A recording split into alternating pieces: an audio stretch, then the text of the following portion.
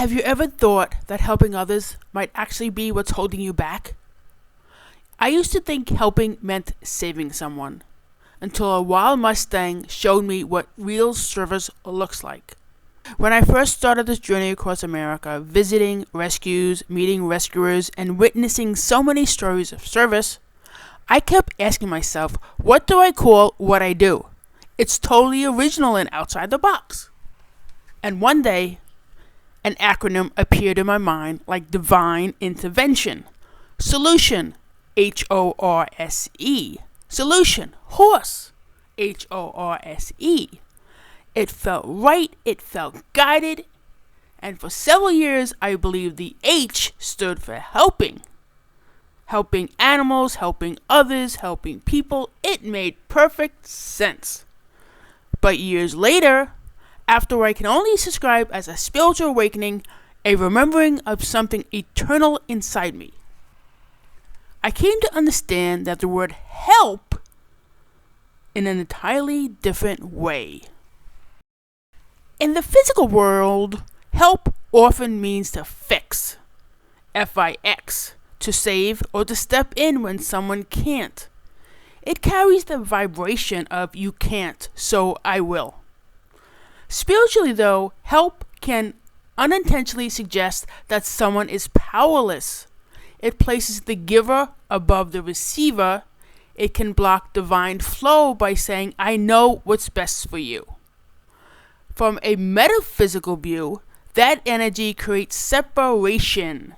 It assumes the person being helped is broken or incomplete, when in truth, every soul is already whole, already equipped, already divine. That's when I began to hear another word echoing in my mind. Assistance. Assisting comes from a higher vibration. It doesn't mean to fix, F-I-X. It means to stand beside. The root of the word literally means to stand near. In the metaphysical sense, to assist is to hold space, to match the energy of someone's divine potential until they awaken and accept it for themselves. Assistance is partnership. It's cooperation with our source, with our God, with our Creator. It's two beings, divine reflections of one another, walking side by side in truth and awareness. That one word changed everything. It was like my soul said, You're not here to help, Casey. You're not here to help. You're here to assist others in accepting their own power. That one word changed everything for me. It was like my soul said, You're not here to help. You're here to assist others in accepting their own power and knowing their own power. Back in 2016, when I first started visiting rescues, I had no plan, no map, no structure. I was simply following intuition, driven by the heartbreak of learning that American horses were being slaughtered and their meat shipped overseas to be eaten. I didn't yet know what assistance looked like, or maybe deep down I did. My father had been a decorated mounted police officer in New York City with the same partner and the same horse called Nylon for over 22 years. My mother grew up around horses and had horses when she was young and loved to ride. But I wasn't a rider. I wasn't fluent in horse language, and yet I felt called to the equine world, as if something ancient inside me was remembering something. Then came the moment that changed my life. It was in Arizona, a dude ranch. I had just left the United States Navy and was living with PTSD. Until one day, a wild white Mustang jumped a fence and came barreling straight towards me. I froze. And then she stopped, 5 feet away. She looked straight into me, not at me, into me, and nuzzled my neck, breathing me in, smelling my whole body. It was very ticklish.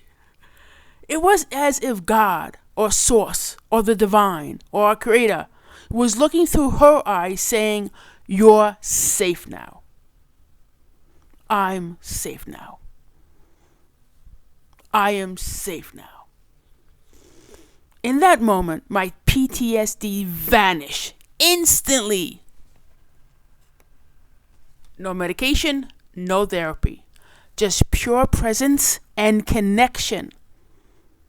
That Mustang didn't help me. She assisted me.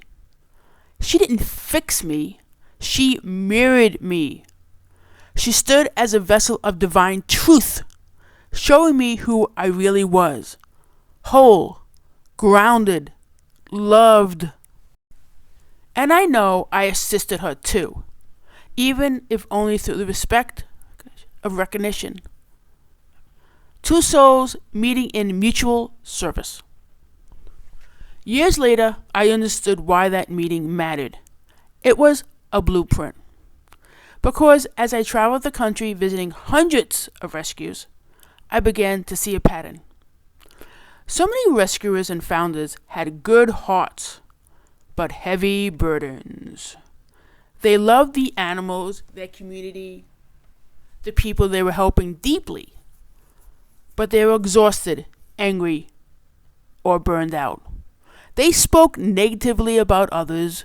They carried limiting beliefs about what was possible, and most worked in isolation, never realizing how many others shared their mission.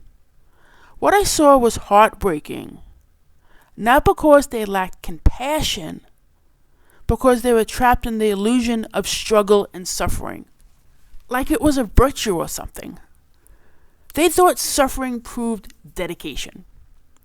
But from a spiritual standpoint, that vibration only attracts more struggle and suffering. It keeps the frequency of lack alive. That's when I knew my calling wasn't just to highlight nonprofits and rescuers and businesses. It was to assist them in transforming their mindset, to help them accept themselves, to remind them that service isn't meant to drain you, it's meant to expand you. So let's break this down one more time. Help, H-E-L-P, fixing from the outside. Helping, H-E-L-P-I-N-G, acting from sympathy, often through control. Assist, A-S-S-I-S-T, standing beside, aligned with the divine within another. Assistance, A-S-S-I-S-T-A-N-C-E, partnership that honors awareness, acceptance, and mutual growth. In metaphysical terms, assistance is the bridge between spirit and action. It's what happens when your soul joins the mission, not just your mind. So whether your rescue is an animal sanctuary, a business, a community, a sports team, a family relationship, or your own inner peace, remember, no one truly needs help. They need acceptance.